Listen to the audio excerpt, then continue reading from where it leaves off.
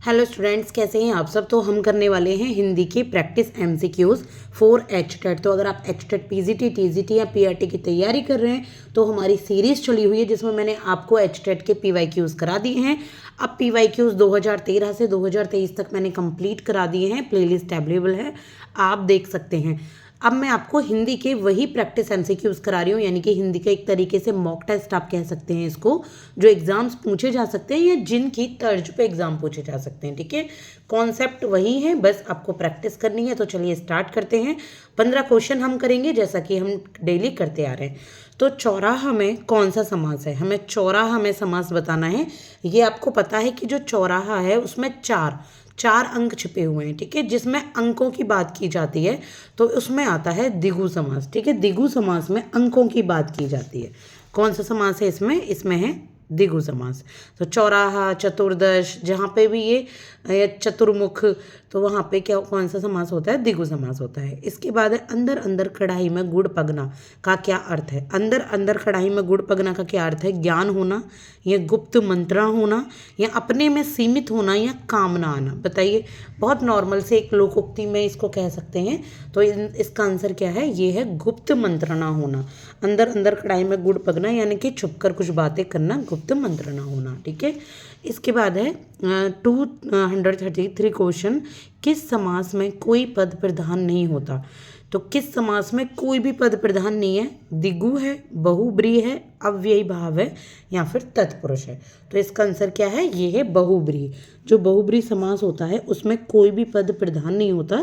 तत्पुरुष समास में पद प्रधान होते हैं, द्विगु में नंबर प्रधान होते हैं, जो अंक होते हैं।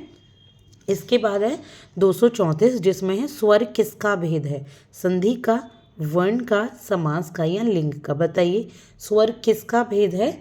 तो इसका आंसर क्या होगा, इसका आंसर होगा वर्ण का भेद है ना, स्वर वर्ण का भेद होता है यहाँ पे स्वर और व्यंजन। ठीक है, तो ये किसका भेद है, वर्ण का, स्वर।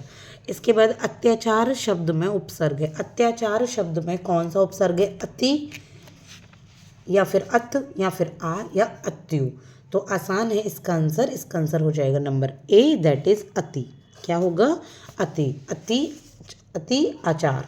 ठीक है, इस शब्द में अत्याचार में अति उपसर्ग है। इसके बाद है 236, जब छात्र शिक्षक की भाषा का अनुकरण करे तो उसे क्या कहते हैं, प्रयत्न का सिद्धांत, क्रियाशीलता का सिद्धांत, अनुकरण का सिद्धांत या अभ्यास का सिद्धांत। जब छात्र शिक्षक की भाषा का अनुकरण करता है, उसकी जो लैंग्वेज है उसको अपनाता है, तो उसको क्या कहा जाता है, उसको कहा जाता है अनुकरण का सिद्धांत। ठीक है, वेरी वेरी इजी आंसर। इसके बाद 237, अंबर पनघट में डुबो रही तारा घट उषा नागरी में कौन सा अलंकार है। तो इसमें कौन सा अलंकार है, इसमें है रूपक अलंकार। कौन सा है, रूपक। अंबर पनघट में डुबो रही तारा घट उषा नागरी अलंकार के लिए मैं अलग से एक वीडियो अपलोड करूंगी जल्दी ही, जिसमें मैं सारे अलंकार के एग्जाम्पल्स के साथ आपको पढ़ाऊंगी, हैंड रिटन नोट्स में होगी, प्लीज़ ज़रूर देखिएगा।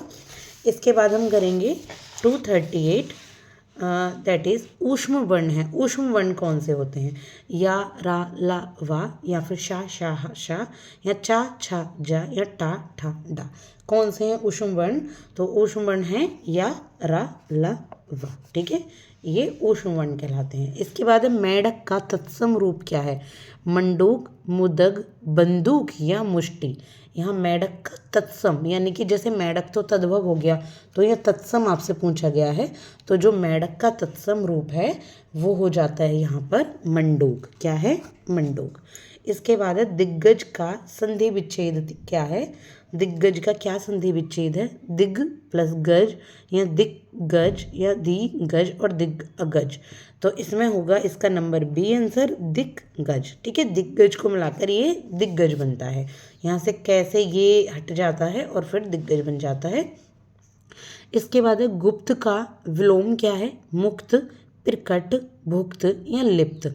क्या है गुप्त का अगर विलोम की बात की जाए, गुप्त मतलब कुछ चीज़ को छुपाना, को प्राइवेट, कुछ इस तरीके से होता है ना गुप्त, तो इसका क्या है, प्रकट।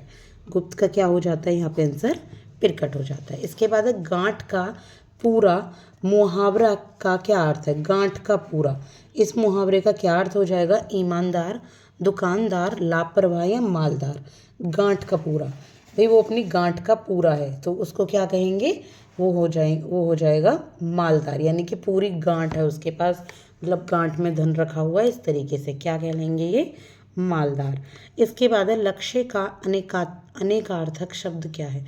लक्ष्य का निशाना, उद्देश्य, अनेकार्थक पर्यायवाची के तरह होते हैं गति, चाल, नाम, बल या सही या गलत। बहुत आसान है, इसका आंसर निशाना या उद्देश्य, लक्ष्य का यही तो होता है। ठीक है, इसके बाद है 244, सुधा का अनेकार्थक शब्द क्या है। सेम जैसे लक्ष्य का पर्यायवाची अनेकार्थक मतलब और भी इनको क्या कहते हैं, ऐसे सुधा को बादल कहते हैं, बिजली, प्राण या प्रियतम, अमृत या पानी, सेना या शक्ति। तो आसान है इसका, सुधा आपने सुना होगा, अमृत को सुधा कहा जाता है, तो अमृत या पानी को सुधा। इसके बाद है लास्ट क्वेश्चन, बहुत जल्दी हमने कर लिए हैं क्योंकि मैंने बहुत कुछ इसमें समझाया नहीं है। आप सब जानते हो टाइम की बहुत कमी है, एचटेट एग्ज़ाम बिल्कुल नज़दीक आ रहा है और मैं सिर्फ आपको ये एक तरीके से रिवीजन पर्पज़ के लिए पढ़ा रही हूँ, प्रैक्टिस हो जाए। आई होप कि आपने कॉन्सेप्ट तो क्लियर कर लिए होंगे, अगर रह गए होंगे तो वो प्रैक्टिस से भी हो जाते हैं। बार बार किसी क्वेश्चंस की बार बार प्रैक्टिस करेंगे ना तो उनकी ऑटोमेटिकली तैयारी आपकी होती चली जाती है। जब आप एग्ज़ाम देंगे ना तो बहुत आसानी से आप क्वेश्चंस को पिकअप कर पाएंगे क्योंकि आपने तैयारी बहुत अच्छी कर ली है। तो आँख का अंधा नाम नयन सुख, इस लोकोक्ति का क्या अर्थ है। इसका अर्थ है गुण के विरुद्ध नाम का होना या आँख की रोशनी जाना और नामकरण करना या संतुष्ट होना। ये है आँख का अंधा नाम नयन सुख, मतलब आँख का तो अंधा है, नाम रख रखा है नयन सुख। तो इसका आंसर क्या हो जाएगा, इसका आंसर हो जाएगा नंबर ए। समझ पा रहे होंगे आप, इसका अर्थ यही निकल रहा है।